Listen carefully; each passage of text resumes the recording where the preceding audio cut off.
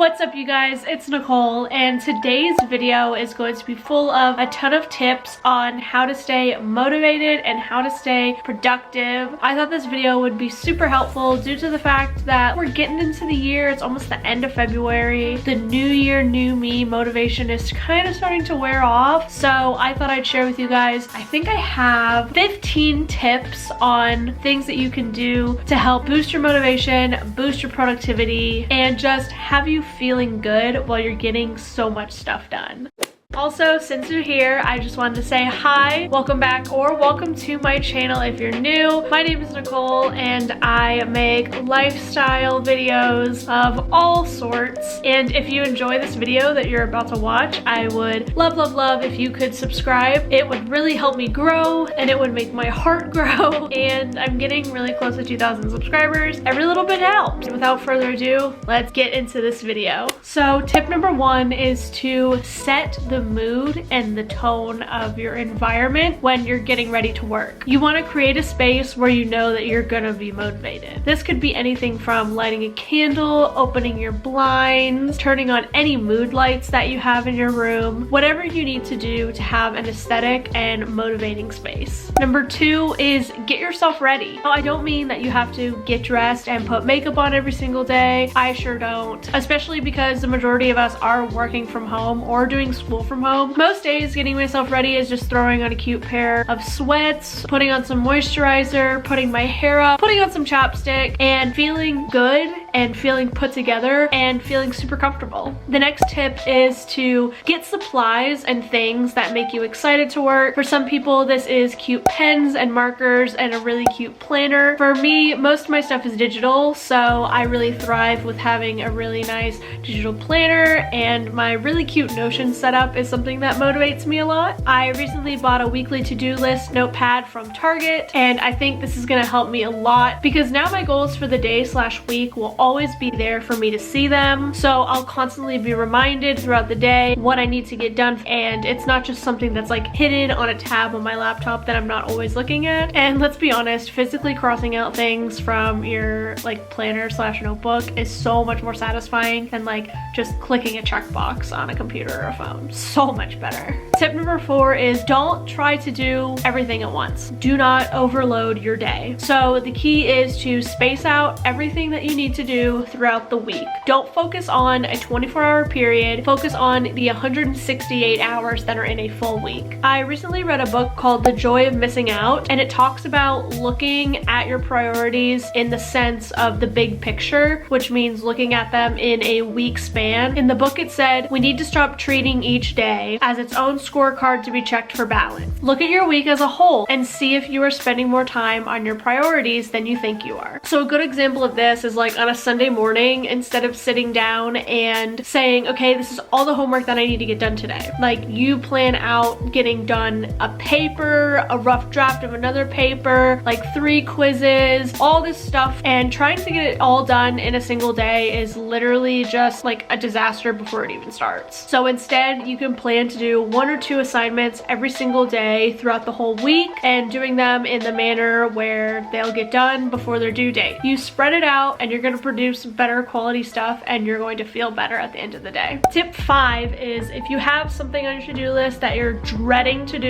do it first. Just get it over with. I know people sometimes may say like start with the easier task and like build up your momentum through the day, but more than likely you're gonna do a ton of little easy tasks. You're gonna feel really good about yourself for doing those tasks, and then you're gonna be like, I did enough for the day, I'm done, I'll do the hard one tomorrow. And you're just gonna keep putting it off. And if you know that that task is gonna take you a super long time, I recommend just set like a 20 or 30 minute timer. Just work like 20 or 30 minutes on the really hard task, and even if you don't finish it in that time period, you've gotten like a chunk done of it, so you're more likely to come back to it later in the day because you know that you're not starting from the beginning, like you already have part of it done. Number 6 is a super similar tip. A lot of people do time blocking, which I personally have never really been into. Something similar that I tend to use. This is something that I use for like if I don't feel like cleaning my room. That is something I never want to do. And so sometimes on my phone, I'll set like a 15-minute timer and I will clean my room. Most of the time I finish it before the timer ends, and it makes me realize how quick it actually takes me to clean my room. And then for other tasks, if I'm not done by the time the timer goes off, more than likely I'm so far into working that I'm like kind of in a groove and I don't want to stop. So I just keep going and I end up getting it done. And if you aren't really in a groove when the 15 or 20-minute timer goes off, just move on to another task, set another 15-minute timer, and see how much you can get done in that time limit. The next tip is that if you're working on something that's like not schoolwork, like you don't really have to read or write or like focus your mental attention on something, you should put on a podcast. Now, to me, a podcast is like so much different than listening to music. It's just like I listen to podcasts with intention of wanting to be even more productive. Therefore, I kind of feel like I'm like doing two things at once. One, it motivates me because I listen to really motivating podcasts, and two, I just feel like I'm learning something. So it's like two tasks in one, honestly. Like I'm learning and I'm getting something done on my list. Number 8 is keep a positive mindset about the task. Thinking about how much you don't want to be doing whatever you're doing is not going to make the experience any faster or any better for you. One, you can think about how good you're gonna feel once it is done, and you can also think about how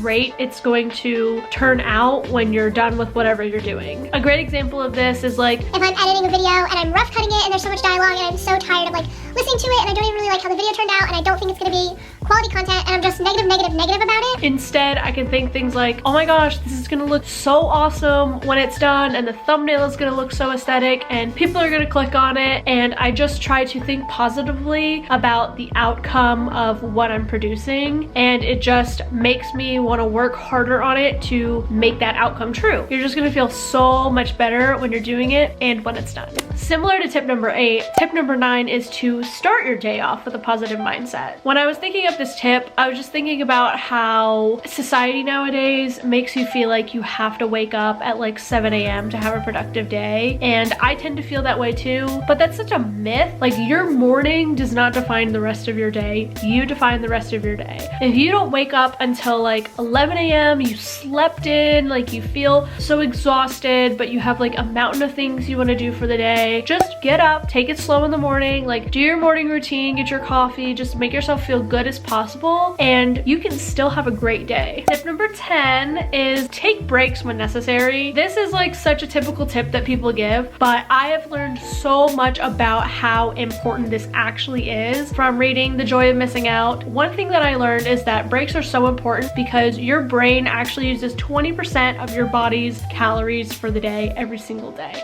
So if you've been working all day and you're exhausted and you can't think straight, you're literally running low on brain power. Like I didn't realize that until I read this book. When your brain is running low on brain power, you're more likely to make really like quick judgments and like snap decisions. Your brain doesn't have enough energy to compute them and just kind of like skips to an end result and just picks whatever it thinks of first. So the best thing is if you're starting to feel burnt out and you're tired, literally take a break. Take a break for like 15 or 20 minutes and just kind of give your brain time to rest. And when I say take a break, I don't mean get on your phone, scroll on social media. Like don't do anything that's going to engage your mind. You need to either like meditate, listen to music and like close your eyes and just relax, or go on a walk. That's the only way that it's truly going to recharge on a break. So another thing that I learned from the book is that to conserve brain power, you can create habits. Habits are such a great way to be able to do more in your day and in your week. When you form a habit, your brain is literally on autopilot and does not have to consume any of those calories to complete those tasks. Habits can be anything you do on a daily or weekly basis, such as your morning routine, your night routine, or like working out. Basically, creating habits equals more calories throughout the day to get your to-do list done. To create a habit, it normally takes about 60 days for the average person, so the beginning can be really rough to stick to it, but it's so worth it in the long run. Tip number 12 solve is that if you have a lot of problems with always checking social media or getting on your phone when you're supposed to be working, you can actually go into settings on your iPhone or your iPad, and under screen time, you can actually set time limits for your app. They have them grouped in categories. So for example, you can set a limit per day on all your social media apps, or if you click the little arrow on the side, you can select specific apps from each category. This is really helpful if you struggle with scrolling aimlessly through your social media feeds. I would also recommend turning off your notifications on your social media app. You can just go into settings again on your iPhone and like go into the notification section and turn these off. I did this forever ago, like probably over 2 years ago, for my mental health, and I promise you I'm never going back. No notifications means no temptations to check who viewed my story, how many likes it has, if I have any new subscribers. So the whole thing is that I get on the app when I want to get on the app. Tip 14 is that if you are going to consume social media content throughout your day, make sure to consume motivating and productive content. I'm more talking about unintentional content assumption. What I mean by this is like when you go on Instagram and you start scrolling through Instagram stories, you don't know what you're going to be seeing. You don't know what you're going to be consuming. So I would recommend following a lot of people and influencers that just post about, you know, getting their to-do list done, waking up early and like working out and eating healthy, and just anything that you want to make a priority in your life. It's gonna help you seeing others doing it as well, and it's gonna want to make you stay on the same level as them, especially if it's someone that you really look up to. And the last tip, I feel like this is one that's in like every single motivation productivity video, but when you're doing something, focus on and think about why you're doing it. And with this, I mean like the long-term why. When I'm planning out a video and it's late and I'm really tired and I don't want to finish it, this instance just happened last night, may I say. When that happens, I just stop and I think, why am I doing this? I'm doing this because I want to produce quality content that people enjoy. Because I'm creating content that people enjoy, then they'll subscribe to my channel. And since they'll subscribe to my channel is going to grow, and it's going to allow me to continue to do something that I really love doing and have it as a big part of my life. Just think of what doing really good on a task right now can do to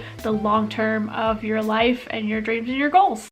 So that is it for this video. I hope you guys enjoyed, and I really hope that I gave you some really good tips that you can put to use in your life. I think a lot of them were really original ones, especially the things that I learned from the book that I read. I was really excited to share those with you guys, and hopefully what I learned is something that you've learned today as well. I think that's about it. Thank you guys for watching. I hope you enjoyed this video. Like I said in the beginning, if you did, please take a second to comment, like, subscribe. Any kind of interaction with my channel or my content means so much to me. I'm getting so close to 2,000.